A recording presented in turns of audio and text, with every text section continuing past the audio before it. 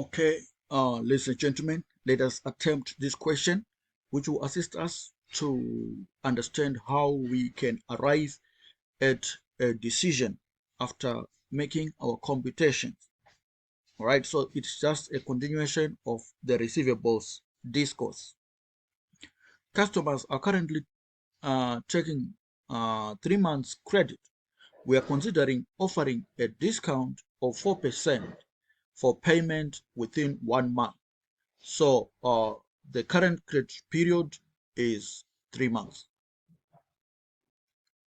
But we are now considering to offer a discount of 4% for payment which are made within 1 month. So we want to move from 3 months to 1 month. All right, at a discount of 4%. The sales are 12 million per annum. We are paying overdraft interest of 20% per annum. Calculate the effective percentage cost per annum of the discount. Should we offer the discount? So let us consider an invoice of $100. Right? I just disregard the actual figure of 12 million, but let us consider an invoice of $100 because by the end of the day, if we use 1 million or 10 million or $100, we will arrive at the same conclusion. All right, so let us take an invoice of $100. All right, so with discount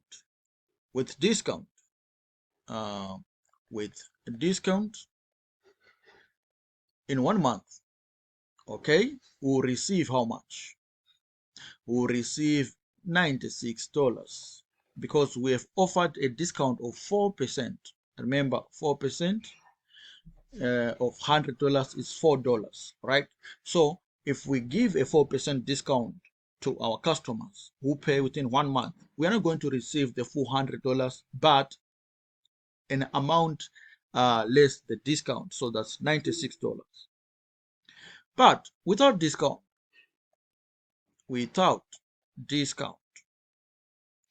in 3 months, we will receive $100. All right, okay, that's the fair game. If we are offering discount, we'll receive the money early, but it will be $96 only. But if we do not give discount, we'll have to wait for 3 months and receive our $100. So what is the effective cost of offering the discount? So if we offer the discount, the effective cost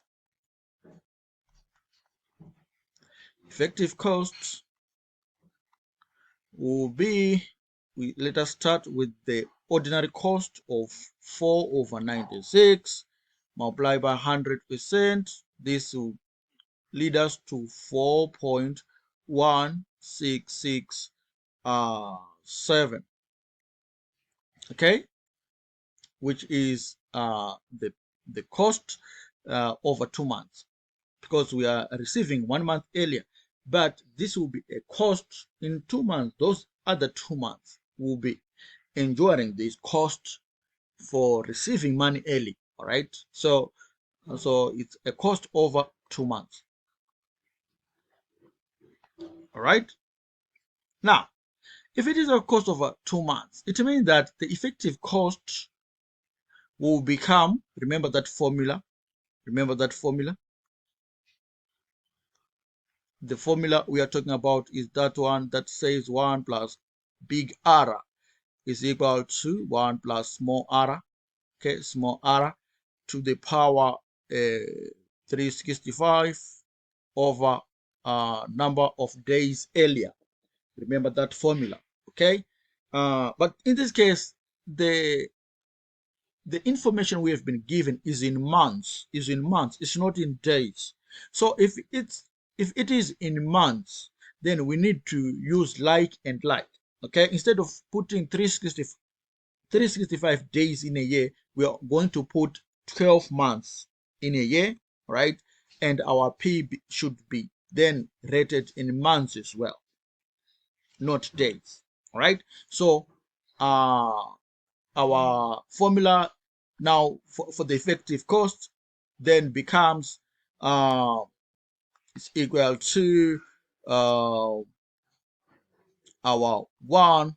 Okay, all right, let me just say 1 plus big R is equal to 1 plus this figure, our small r, which was 0.041667 to the power 12 over how many months earlier? 2 months. Okay, over 2 months, right? And if we make r, the big R, subject to the formula, this formula becomes 1.04. Remember, 1 plus 0.04, it becomes 1.041667. All right, to the power 12 over 2. All right, 12 over 2. We have to then separate this one. Remember, there's this one that should come to that side.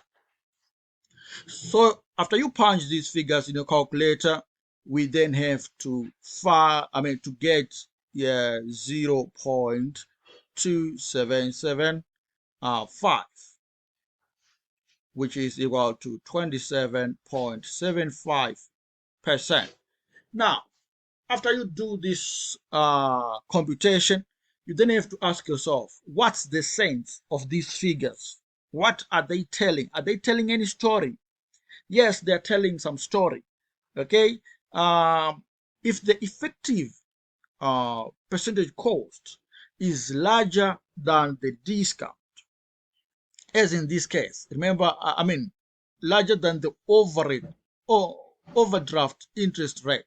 The overdraft interest rate is 20%, but our effective percentage cost per annum of giving the discount is 27.75. So what shall we do? So you can see that in this case, it is not worthful. Okay, it is not worthful to give a discount because it's very costly. We are incurring more costs in giving the discount. Okay, because the effective percentage cost of the discount is larger than the overdraft interest cost of 20%. So in that regard, it is better for us to just go and borrow money from the bank and settle whatever we want to settle now and wait for 3 months so that the customers pay our full amount. Because if we allow them to pay earlier, all right, at a cost of 4%, that would amount to 27%, 27.75 theoretically, which is something we don't like. So as finance managers, we are now informed that we need to just let go the discount option and prefer the overdraft option, or prefer to have these customers pay in 3 months later. Are we together, ladies and gentlemen? So we should not offer discount. That's the conclusion. Are we together, ladies and gentlemen? So I think here we have settled the dust, and we may as well consider doing this example because we have, I had shown you the question, and I'm sure you'll be worried and say, oh, why is the ACCA tutor avoiding this question? Or maybe he has found some difficulties, he can't do it, he can't work it around. So, ladies and gentlemen, let us do this one. You can as well pause the video and do the question on your own, and then compare your answers with mine.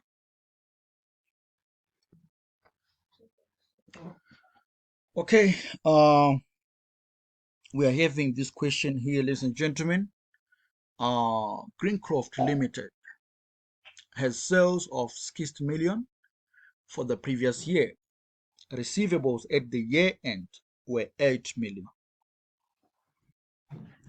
All right. The cost of financing debtors is covered by an overdraft at the interest rate of 14%. However, a discount of 2% is now being offered for payment within 10 days. All right, so I want to explain the relationship between finance costs and debtors. All right, so if we are having debtors who are credit sales or our receivables, we will be having some working capital tied up. Okay, so it is our money that is just being tied up, so it is a cost. There is some cost, because when if we want to use that money to buy something, we won't be able. Why? Because it is still being tied up in other people's hands, our credit customers. So to be able to fund up something or some obligation that has come up, we would be forced to go to the bank and borrow. So there is an overdraft rate or interest we are going to be charged. So that's financing the debtors. That's the idea behind. All right. So that would cost us a 14% per dollar. Okay. There will be a 14% charge per dollar of those receivables as an overdraft interest. Okay. Now we are considering to give some 2% discount. Okay. So there is now a change in receivables policy. Okay, we are moving from a policy where there was no discount, and now we want to offer discount. All right, so that's a change in policy, right? And we give this 2% if the customers pay within 10 days. So we are moving from a situation where these customers were given some period, right? And the examiner did not tell us that period. It is up to us to compute that period. Okay, how do we find the receivables period? The current period or current receivables period was we say 8 million over 60 over 60 8 million over 60 million multiplied by 365 days in a year, right? Multiplied by 365 days in a year, and we are going to get about 48.67 days. So that was the current receivables period. All right, and we are moving from these to 10 days according to the question. We are moving from the current period of 48.67 days to 10 days. All right, so which means we are actually encouraging them to pay earlier. All right, so the question is, should we introduce the discount if 50% of the customers are going to take it?